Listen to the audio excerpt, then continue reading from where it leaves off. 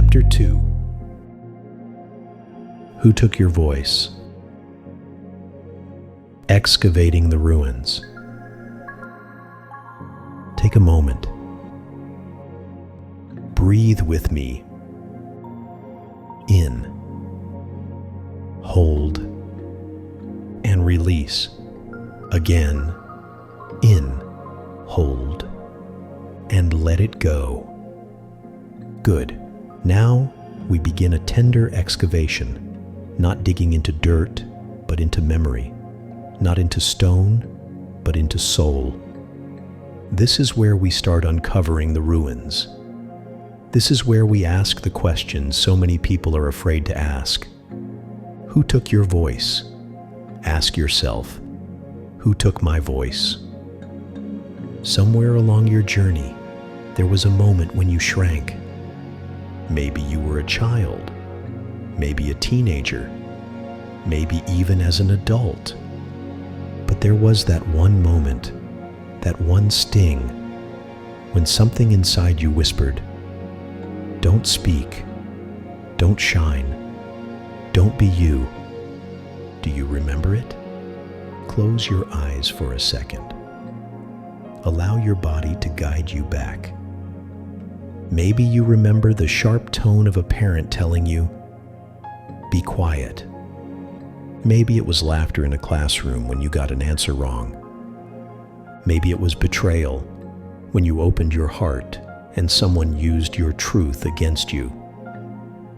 It does not matter how big or small the world thought it was.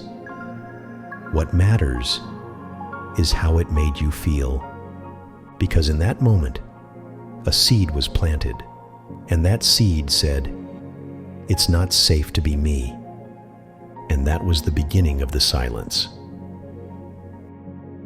Let's go deeper. This is what I call the emotional autopsy. Not a cold analysis, not judgment, but a compassionate exploration. I want you to ask yourself 3 questions. 1. Who dimmed me? Whose words, whose actions, whose absence cut me so deeply that I learned to hide? Was it a parent who withheld love? A teacher who mocked you? A friend who betrayed you? Or maybe a whole culture that told you to fit in, not stand out? 2. When did I begin to dim? Was it gradual, like the slow fade of sunlight? Or sudden, like a storm shutting the power off?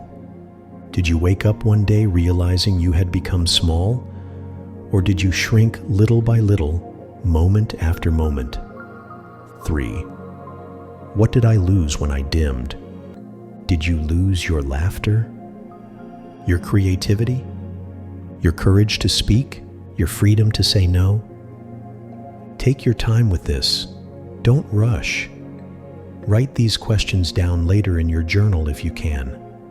Let your soul speak honestly, because this is not about blame. It's about clarity. You cannot reclaim what you refuse to see. Now let's go even further with what I call the shadow scan. I want you to imagine holding a light inside your chest. This light is strong, pure, true. And as it shines outward, it reveals the shadows you've been carrying. These shadows aren't who you are. They are beliefs you picked up along the way, beliefs that never belonged to you. Listen closely. Do any of these sound familiar? I have to keep everyone happy or they'll leave me. I'm not smart enough. I'm too loud. I'm not beautiful. If I rest, I'm lazy. I have to earn love. Do you see how heavy these shadows are? They're like borrowed coats that don't fit you, weighing you down, making it hard to move. But here's the truth. Every one of those beliefs was handed to you by someone else's fear, by someone else's wound, by someone else's pain. They were never yours to begin with. I want you to pause right now and whisper this to yourself. I release what was never mine. I return to what has always been mine. Say it again, slower. I release what was never mine. I return to what has always been mine. Feel that? That's your soul recognizing truth. Now let me give you a portal, a doorway into deeper clarity. This is a journaling practice I call, Whose Truth Am I Still Living? When you sit down with your journal, write this question at the top of the page. Whose truth am I still living? And then let the pen move. Don't censor. Don't polish. Don't worry about grammar or order. Just let your soul spill. You might write, I'm living my mother's truth that rest is laziness. I'm living my teacher's truth that my voice is disruptive. I'm living society's truth that my body isn't good enough. Whatever comes out, let it. Because once you can name it, you can release it. Once you can see it, you can break it. This journaling portal isn't about looking back to stay stuck. It's about unhooking yourself from stories that were never yours in the first place. I know this chapter might feel heavy, because when you dig up old ruins, you see cracks, you see rubble, you see the places that broke you. But hear me. Please hear me. You are not the ruin. You are the survivor standing among the ruins. And survivors rebuild. Yes, parts of you were silenced. Yes, parts of you were buried. Yes, parts of you were stolen. But you are still here, breathing, listening, choosing. And that means it's not over. Before we close this chapter, I want us to do a mirror activation together. If you can, stand in front of a mirror, look into your own eyes, and say this out loud. I honor the voice that was silenced. I honor the child that was unseen. I honor the soul that was ignored. And I choose to rise again. Say it again. Feel your chest lift. Feel the tremble in your voice if it comes. That tremble is power returning.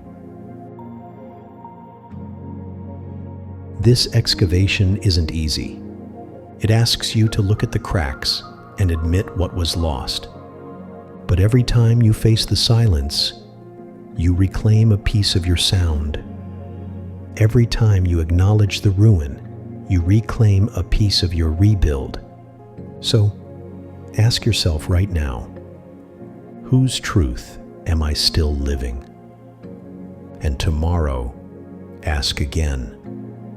And the next day, again. Because every time you answer, the grip of those old lies weakens, and your own truth, your own power begins to rise louder.